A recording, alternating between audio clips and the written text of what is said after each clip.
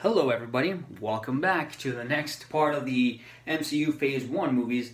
We're going to talk about now the next movie of the lineup of Thor.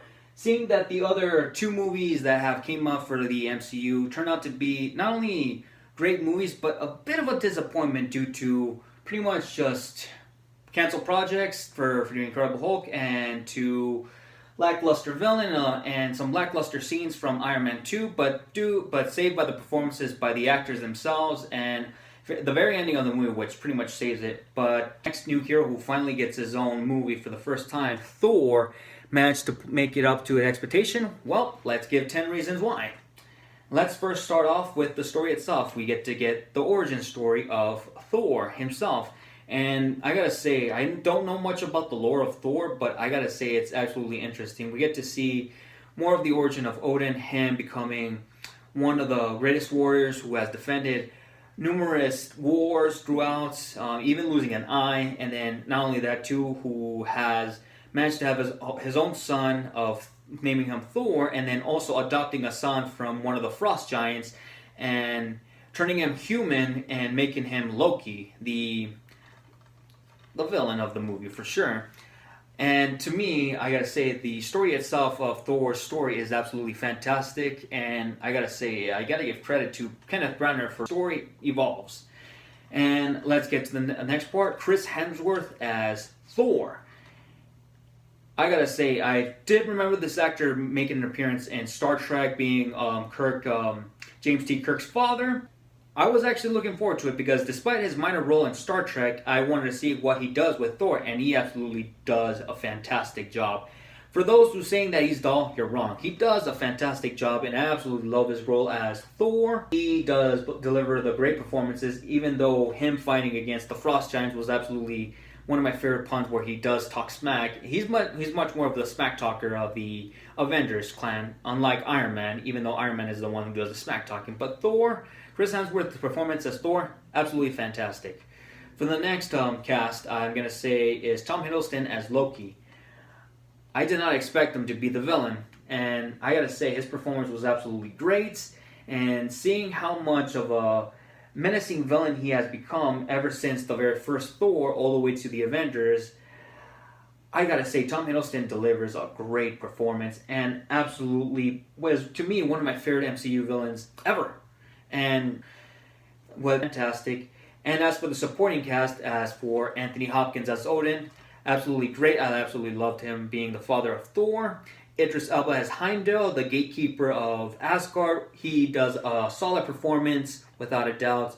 Well, the next supporting cast to me is the Heroes 3, or should I say the Heroes 4, of Sif, Frandrel, I can't even actually say their names. The Hero 6, played by other actors, was to me one of my favorite cast, and to me they're one of my favorite members of favorite friends of Thor. And I gotta say the one that makes me laugh the most is Gandrel, him pretty much eating like a maniac. But still, I gotta say the big hero, the Heroes 3, or should I say Heroes 4, does a fantastic job, and I gotta give credit to them where credit is due.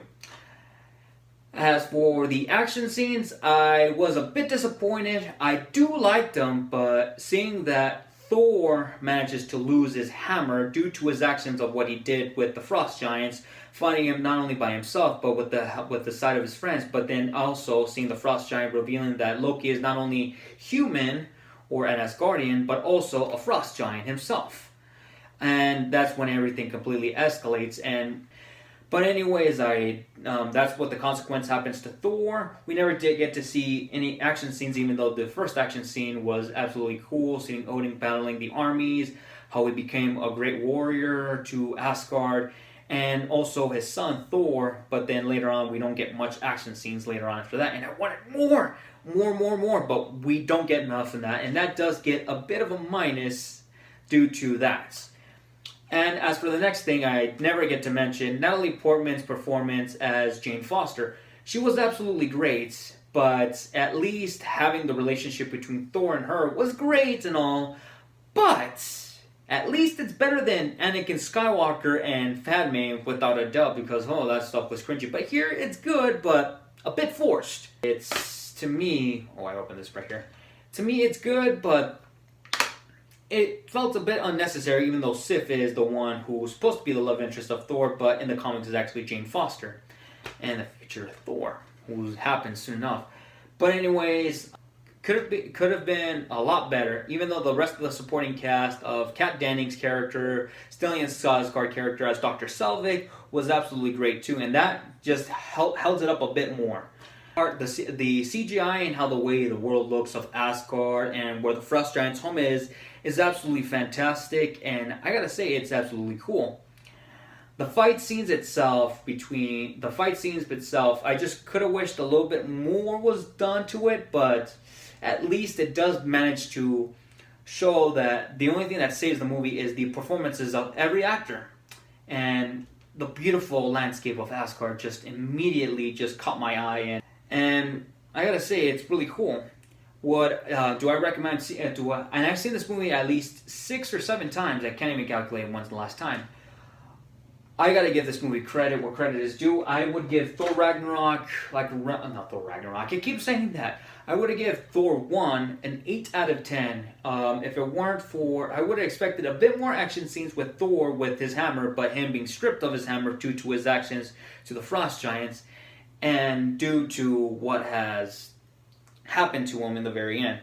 I just would have wished more action scenes with Thor and his hammer, and we do manage to get that in future sequels. And the forced love interest was cool and all, but I just didn't want it more of it. But hey, at least it fits more than Padme and Anakin Skywalker, without a doubt. But anyways, I give this an 8 out of 10. It does get a yes seal of approval, and at least it improves even more than Incredible Hulk and Iron Man 2.